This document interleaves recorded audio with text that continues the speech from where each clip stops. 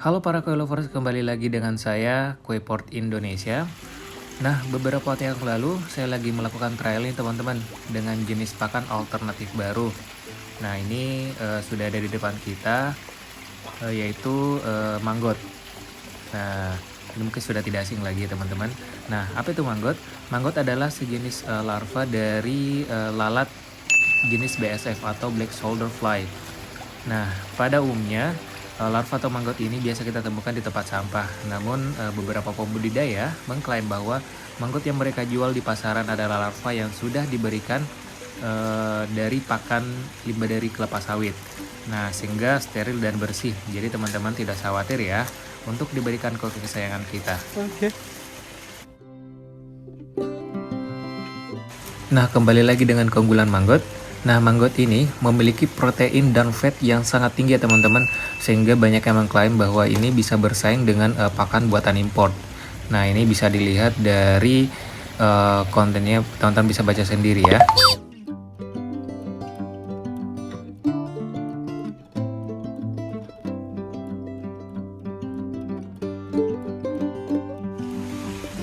Nah, sekarang kita langsung buka aja kemasannya teman-teman. Kita cek seberapa bucinkah para koi-koi di kolam saya ini terhadap manggot. Nah, kita buka dulu kemasannya. Nah, untuk pola pakannya sendiri, saya biasanya sih ngasihnya sekitar 20-30% sih. Bahkan beberapa waktu kadang 40% juga dari persentase pemberian pakannya dengan pelet. Nah, ini kita cek ya. Tambah dikit nih, bonus.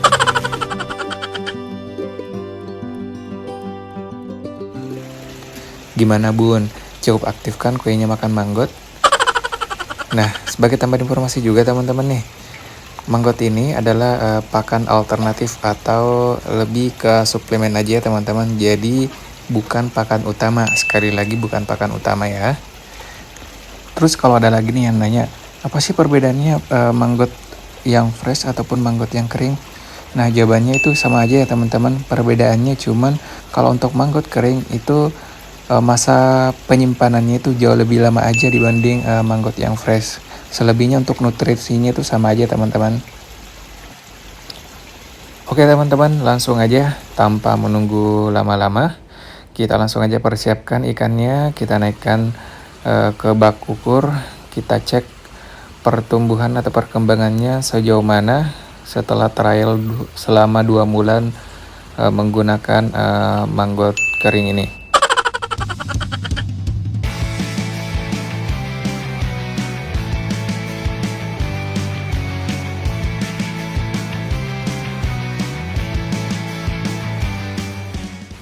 Nah, ini ikan yang pertama kita angkat, kita cek di bak ukur adalah dari jenis Kohaku, dari farm Taniguchi Koi Farm dari Jepang.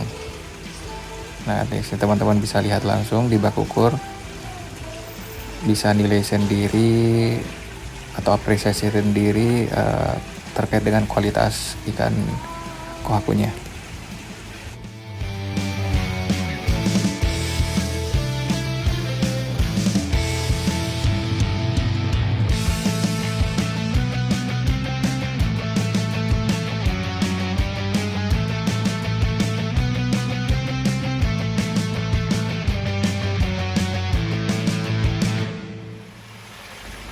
Nah, yang pertama untuk kualitas tone skin, warna beni atau hinya tidak begitu banyak yang berubah ya teman-teman.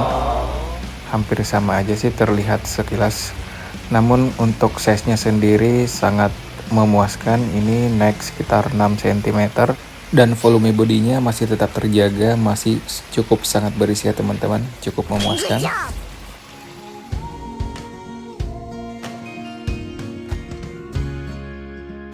Nah, ini koi yang kedua, jenisnya ini Goshiki ya teman-teman. Breedernya dari Kondo Koi Farm dari Jepang juga. Nah, seperti yang biasa kita ketahui, untuk Goshiki itu sangat sulit kita pertahankan ya warna hitamnya. Apalagi untuk kolam-kolam yang dengan temperatur airnya yang tidak terlalu dingin. Nah, untuk dari body cukup lumayan sih, cukup berisi untuk volume bodinya.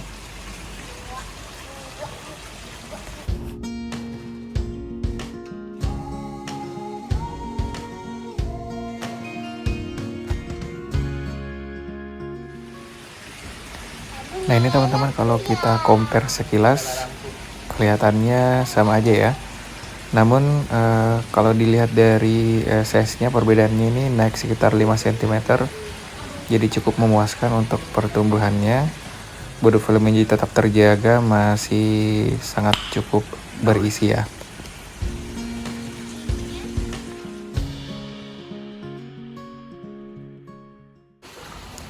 Nah, selanjutnya ini koi yang ketiga, jenisnya Karashi. Nah, ini kalau untuk breedernya dari Beppu Koi Farm dari Jepang juga.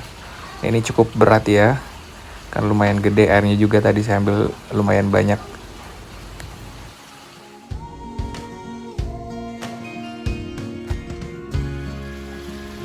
Nah, ini salah satu favorit koi saya teman-teman di kolam saya. Ini yang selain body volumenya cukup berisi, yang kedua karena garis di pundak atau di bagian lehernya cukup tegas, ini menandakan jitainya cukup menjanjikan. Nah, yang ketiga ini salah satu Karashi jenis mata merah atau Akame.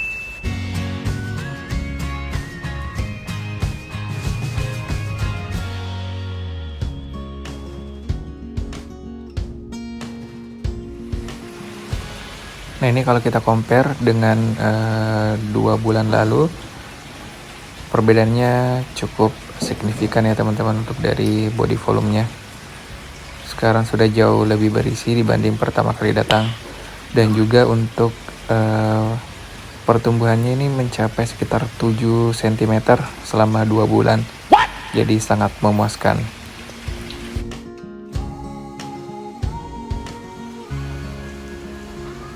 Untuk ikan selanjutnya ini dari jenis Asagi ya. Untuk breedernya dari Otsuka Koi Farm dari Jepang juga. Nah, ini Asaginya cukup unik ya teman-teman. Ini awalnya Asaginya ini seperti pada umumnya warna biru atau abu-abu, tapi lama-kelamaan warna beni atau hiam bagian bawahnya itu menggerogoti sampai ke atas. Nah, sampai sekarang ini sudah hampir keseluruhan badannya itu sudah warna merah, hampir terlihat seperti benigoi ataupun red Karashi.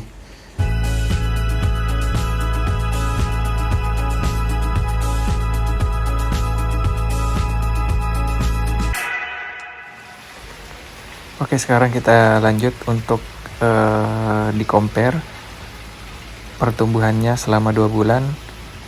Kalau untuk body volumenya tidak ada yang berubah, memang kayaknya kurang berbakat nih untuk bulky ya teman-teman. Tapi untuk panjang badannya ini bertumbuh sekitar 5 cm selama 2 bulan. Ya masih cukup lumayan lah.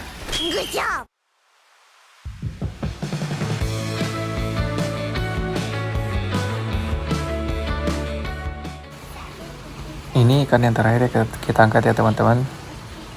Ini jenisnya Kohaku dari Momotaro Koi Farm Jepang. Nah, ini ikan yang terbesar kedua di kolam saya teman-teman. Ini sangat berat banget ini. Malu amatiran makanya ngambilnya kebanyakan airnya. Gila ini teman-teman, rasanya encok nih ngangkatnya. Serasa ngangkat beban hidup saking beratnya.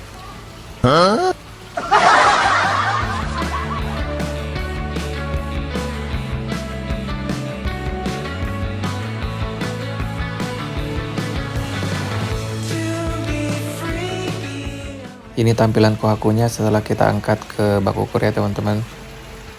Untuk ukuran atau size-nya sendiri sih ini sudah sampai sekitar 60 cm.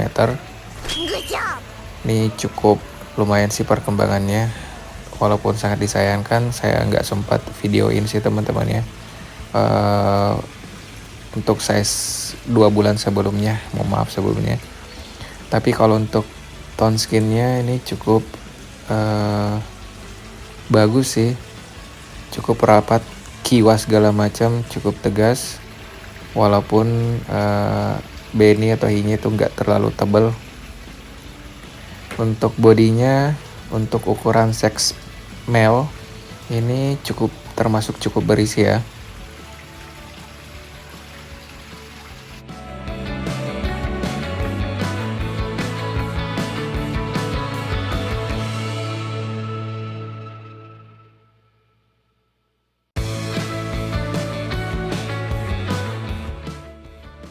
Nah, kita masuk ke segmen kesimpulan ya teman-teman.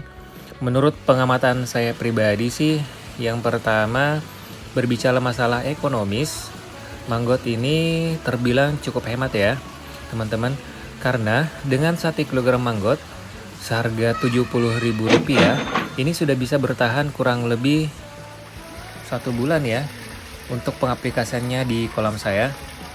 Jadi lumayan hemat. Nah, yang kedua, berbicara target volume body ikan, sebenarnya ini cukup memuaskan ya, namun menurut saya ini masih belum maksimal. Nah, mungkin ada beberapa faktor yang membuatnya belum maksimal.